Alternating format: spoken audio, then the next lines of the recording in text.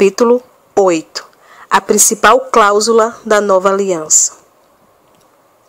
Quando eu era adolescente, fui influenciado pelo ensinamento de um livro que dizia que o cristão pode cometer o pecado imperdoável. Você já ouviu esse ensinamento de pecado imperdoável antes? Esse ensinamento errôneo diz que todos os pecados podem ser perdoados. Mas se você cometeu o pecado da blasfêmia contra o Espírito Santo, não há perdão. Foi assim que esse pecado se tornou conhecido como o pecado imperdoável. Como um jovem cristão, eu não entendia por que outros crentes não pareciam estar afetados pelo pensamento de que podiam, na verdade, cometer o pecado imperdoável. No meu caso, eu realmente me apavorei. Minha consciência era muito sensível e quanto mais eu pensava sobre a possibilidade de cometer o pecado imperdoável, mais eu ficava convencido de que já o tinha cometido. Meus pensamentos se tornaram incrivelmente negativos e até comecei a duvidar de Deus. Isso me deu ainda mais motivo para acreditar que, de fato, eu havia blasfemado contra o Espírito Santo. Procurei os líderes da minha igreja naquele tempo para buscar aconselhamento, mas em lugar de me conduzirem à nova aliança da graça, eles me disseram que de fato era possível para um cristão cometer o pecado imperdoável. Dali em diante, fui ficando cada vez mais depressivo. O diabo me oprimia com pensamentos de culpa, condenação. Atormentado por tais pensamentos, fui para a rua principal do shopping de Singapura, onde testemunhei para as pessoas nas ruas a respeito de Jesus, mas o tempo todo acreditando que eu tinha cometido o pecado imperdoável. Eu pensava que se conseguisse que aquelas pessoas fossem salvas, Deus as notaria indo para o céu e talvez se lembrasse de quem tinha feito isso. Eu, o príncipe Joseph, que agora estaria no inferno. Eu realmente acreditava naquilo. O mais incrível era que a unção evangelística estava realmente fluindo em mim naquele período, e muitos realmente aceitaram a Jesus, embora pensasse que eu mesmo não iria para o céu. Descobrindo o Evangelho da Graça. Quanto mais eu acreditava que ainda tinha pecados não perdoados, mais acreditava que estava esgotando toda a graça de Deus em minha vida. Ninguém me ensinava sobre o sangue de Jesus ou me mostrava que meu comportamento, na verdade, estava desonrando o sangue dele e também negando a obra de Jesus na cruz por mim. Ninguém pregava boa nova para mim deste modo naquele tempo. E eu realmente pensava que meus pecados eram maiores que a graça de Deus. Eu sentia como se estivesse ficando louco e à beira de um ataque de nervos. Minha mente literalmente parecia que ia estourar e eu comecei a ficar com tanto medo que teria concordado em ir para uma instituição de recuperação mental. Foi por meio dessa tumultuada jornada que comecei a entender a graça do nosso Senhor Jesus. Agora sei, sem qualquer sombra de dúvida, que um cristão não pode cometer o pecado imperdoável. Tome cuidado quando você ouvir qualquer ensinamento que dê a impressão de que é possível que crentes cometam o pecado imperdoável, da blasfêmia contra o Espírito Santo. Há vezes em que o diabo coloca pensamentos negativos sobre o Espírito Santo na sua mente, ou quando você mesmo diz algo negativo sobre o Espírito Santo. Isso pode levá-lo a se questionar e se preocupar se você cometeu o pecado imperdoável. Bem, deixe-me declarar de uma vez por todas que não há pecado do qual o cristão não seja perdoado. Quando entende porque Deus o enviou o seu Espírito Santo, você nota que o pecado imperdoável simplesmente é rejeitar Jesus. A Bíblia nos relata que o Espírito Santo veio para testificar e testemunhar de Jesus Cristo. Jesus disse: o Espírito da verdade que provém do Pai, ele testemunhará a meu respeito. Blasfemar contra o Espírito Santo, portanto, é continuamente rejeitar a pessoa de Cristo, do qual o Espírito Santo testifica. Estude a palavra de Deus cuidadosamente.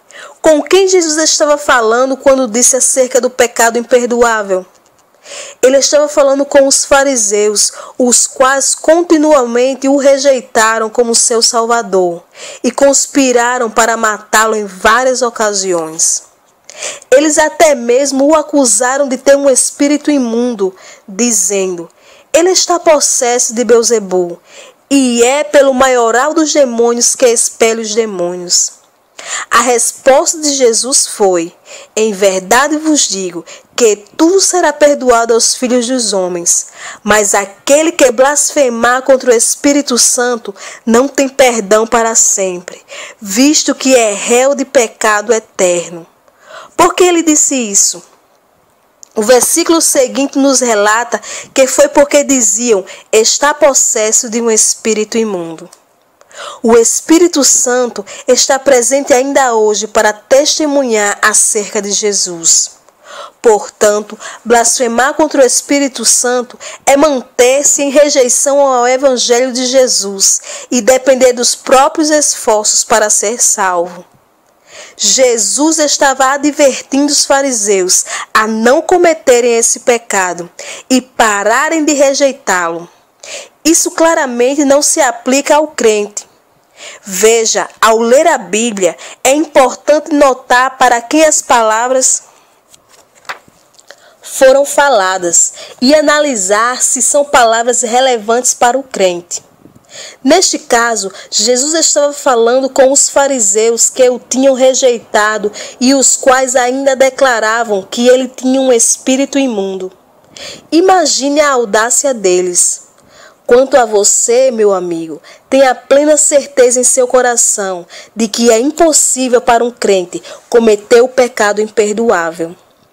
Um crente já aceitou o dom da vida eterna e jamais será sujeito à condenação eterna. Discernindo corretamente a palavra. Há grande confusão e crenças erradas na igreja hoje, porque muitos cristãos leem a Bíblia sem discernir corretamente a antiga e a nova aliança. Eles não percebem que mesmo algumas das palavras que Jesus falou nos 4 evangelhos, Mateus, Marcos, Lucas e João, fazem parte da antiga aliança. Elas foram faladas antes da cruz, quando ele ainda não tinha sido morto. A nova aliança só começa depois da cruz, quando o Espírito Santo foi dado no dia de Pentecostes. Eu sei que nossas Bíblias são divididas em Antigo Testamento e Novo Testamento. Este último tendo início com os 4 evangelhos. Todavia, é importante perceber que a cruz fez a diferença. Algumas das coisas que Jesus disse antes da cruz e as que ele disse depois da cruz foram ditas debaixo de alianças completamente diferentes. Você também precisa observar para quem Jesus estava falando aquilo. Às vezes, ele estava se dirigindo aos fariseus, os quais se gabavam de guardar a lei com perfeição. Com eles, Jesus trouxe a lei ao seu padrão elementar, o qual era de tal envergadura que era impossível para qualquer homem guardar. Mas, Pastor Prince, eu creio que devemos fazer aquilo que Jesus disse. Meu amigo, Jesus disse: se teu olho direito te faz tropeçar, arranca-o e lança-o de ti, pois te convém que se perca um dos teus membros e não seja todo o teu corpo lançado no inferno. E se a tua mão direita te faz tropeçar, corta e lança-a de ti, pois te convém que se perca um dos teus membros e não vá todo o teu corpo para o inferno. Você já fez isso? Você acha que Jesus espera que nós façamos tudo isso? Ou Ele quer que nós discernamos corretamente a palavra e compreendamos com quem Ele estava falando naquela passagem e o que Ele quis dizer? Se a igreja fosse obedecer a tudo que Jesus diz nessa passagem, então ela seria como um imenso departamento de amputação. Eu espero não ouvir você dizer: Pastor Prince, você deveria ter escrito este livro mais cedo. Eu já arranquei um dos meus olhos e decepei um braço. Ora, Jesus disse tudo aquilo para trazer a lei ao seu rigoroso padrão inicial. Um padrão que assegurava que nenhum homem podia guardar a lei. Ele disse tudo aquilo para que o homem parasse de depender de si mesmo e começasse a perceber que precisava desesperadamente de um Salvador. Então, quando lemos as palavras de Jesus nos 4 evangelhos, é necessário que discernamos corretamente a palavra e compreendamos com quem Jesus estava falando. Deixe-me dar a você outro exemplo. Você já deve ter ouvido alguns pregadores berrando com os crentes e usando o termo raça de víboras. Mas Jesus nunca chamou os pecadores, nem mesmo as prostitutas e os corruptos coletores de impostos, de raça de víboras. Nunca. Essas duras palavras de Jesus foram reservadas somente para os fariseus, cuja fixação pela lei os cegava e os impediam de ver o Deus encarnado. Jesus, aquele que deu a lei pela primeira vez e aquele que veio cumpri-la em lugar do homem. Assim, aprenda a discernir corretamente a palavra de Deus, sempre que lê a Bíblia. Nem tudo que Jesus disse foi falado para a igreja. Alimente-se das cartas do apóstolo Paulo. As cartas de Paulo foram escritas para a igreja e, portanto, para nosso benefício hoje. Deus o levantou para escrever as palavras do Jesus que ascendeu aos céus, o qual está assentado hoje à direita do Pai. E é por isso que, ao ler a Bíblia, sempre encorajo os crentes novos convertidos em nossa igreja a começarem com as cartas de Paulo. Muitos novos convertidos gostam de começar com o livro de Apocalipse ou Gênesis, sem antes obter um fundamento no Evangelho da Graça, por meio da leitura das cartas de Paulo. Você já notou que Paulo nunca mencionou o pecado imperdoável? Nem sequer uma vez, em todas as suas cartas para as igrejas. Ele advertiu os cristãos acerca do pecado imperdoável. Se os cristãos pudessem cometer o pecado imperdoável, Paulo teria mencionado isso em cada epístola que escreveu. Contudo, seguindo outra perspectiva, Paulo enfatizou que Jesus, por meio de sua morte na cruz, nos vivificou juntamente com ele, perdoando-vos todas as vossas ofensas. Eu pesquisei a palavra original em grego para todas neste versículo. E sabe o que descobri? Todas significa todas. Jesus, com seu próprio sangue, perdoou a você de todos os seus pecados. Então, não há pecado que seja imperdoável. Por intermédio de um perfeito sacrifício, Jesus o limpou dos pecados de sua vida inteira. E você agora é selado com a promessa da vida eterna. Essa sim é uma boa nova que vai consolidar seu coração com graça e confiança. Deus não deixa você se perguntando se está salvo ou não. Ele diz diretamente que você é dele e que nada poderá jamais separá-lo do amor de Cristo. Nem mesmo o pecado, porque o sangue de Jesus é maior que o seu pecado.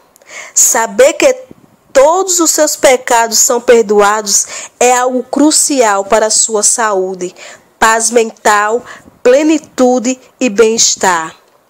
Minha luta com o pecado imperdoável durante meus anos de adolescente é um exemplo disso. Quanto mais você acredita que todos os seus pecados são perdoados pelo sangue de Jesus, mais você se torna pleno em corpo, alma e espírito. Saber que todos os seus pecados são perdoados é algo crucial para a sua saúde. Espero que agora você possa perceber o perigo de interpretar a palavra de Deus fora do seu contexto. Temos de ser cuidadosos para não retirar um versículo de seu contexto e construir um ensinamento ou doutrina em torno dele. Os ensinamentos bíblicos devem ser confirmados por vários versículos de apoio e esses, por sua vez, precisam ser estudados dentro de seus próprios contextos. Quando você ouvir ensinamentos que incutem medo em seu coração e o colocam debaixo de cativeiro, não engula tudo de uma vez, o peixe com o anzol e a linha. Olhe para o contexto do versículo e repare se é uma verdade da nova aliança ou um ensinamento da antiga aliança. Para quem o versículo foi falado ou escrito e como ele se aplica a você hoje. Lembre-se apenas de que todas as verdades da nova aliança exaltam a Jesus e sua obra consumada. A principal cláusula da nova aliança. É lamentável que dificilmente se ouça a principal cláusula da nova aliança sendo pregada hoje. Estão chegando os dias, declara o Senhor, quando firmarei uma nova aliança. Não será como a aliança que fiz com seus antepassados, quando os tomei pela mão para tirá-los do Egito. Esta é a aliança que farei. Porei minhas leis em sua mente e as inscreverei em seu coração. Serei o seu Deus e eles serão o meu povo. Porque eu lhes perdoarei a maldade e não me lembrarei mais dos seus pecados. Hebreus capítulo 8, versículo 8 ao 12. Porque eu lhes perdoarei a maldade e não me lembrarei mais dos seus pecados. Memorize isso, amado, porque essa é a principal e a decisiva cláusula da nova aliança. Infelizmente, parece que o cristão comum crê hoje é totalmente o contrário. Eles acreditam que Deus não é misericordioso com os seus pecados. Quando algo dá errado, secretamente eles pensam: bem, agora a casa caiu, meus pecados antigos me alcançaram. Todas essas coisas terríveis estão acontecendo com a minha família e com minhas finanças por causa dos pecados que cometi. Quando furam o pneu do carro deles, começam a pensar com os próprios botões: por qual pecado Deus está me punindo agora? Esse tipo de pensamento é muito predominante na igreja, porque os cristãos não creem realmente que estão em uma nova aliança. O problema com a igreja hoje é a crença errônea. Sinto muito em dizer isso, mas se você se recusa a crer no que Deus já disse acerca do perdão de pecados na nova aliança, você na verdade está em desobediência. O próprio Jesus definiu a nova aliança para nós na última ceia, quando disse: este é o meu sangue da nova aliança, o qual é derramado por muitos para a remissão dos pecados. A principal cláusula da nova aliança é o perdão de todos os seus pecados, por causa do sangue derramado de Jesus Cristo. Não me interessa quantas boas obras você faz, quanto dinheiro você tem dado para a caridade, ou que posição de liderança você ocupa. Se não acredita na principal cláusula da nova aliança, você está em desobediência. Deus não mantém uma lista numerada de todas as suas falhas.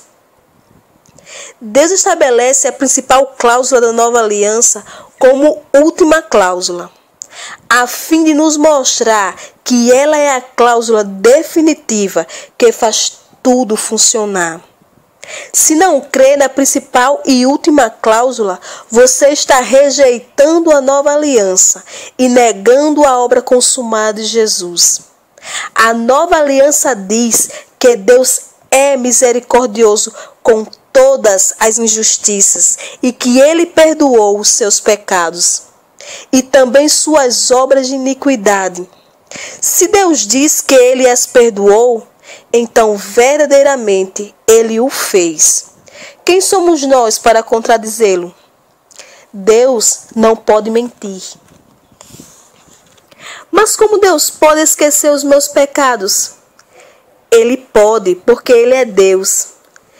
Se Ele disse isso, então Ele cumpre. Você sabe qual pecado cometeu há muitos anos? Deus perdoou isso. Ao contrário do que você deve estar pensando, Deus não mantém uma lista numerada de todas as suas falhas. Não há uma grande tela de projetor no céu para mostrar todos os seus pecados, do dia em que você nasceu até o dia de seu retorno ao céu. Todas as gravações de seus pecados foram incineradas pelo sangue de Jesus, quando ele gritou: "Está consumado". O seu sangue removeu os pecados de sua vida inteira.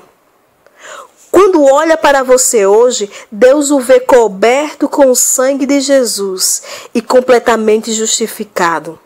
Somente o diabo, você mesmo e as pessoas à sua volta trarão pecados à memória. Então, quando estiver oprimido pelos erros do seu passado, corra para Deus e descanse na sua graça. Por quê? Porque Ele será misericordioso e de suas injustiças, pecados e obras de iniquidade não se lembrará mais. Essa é a principal cláusula da nova aliança da graça.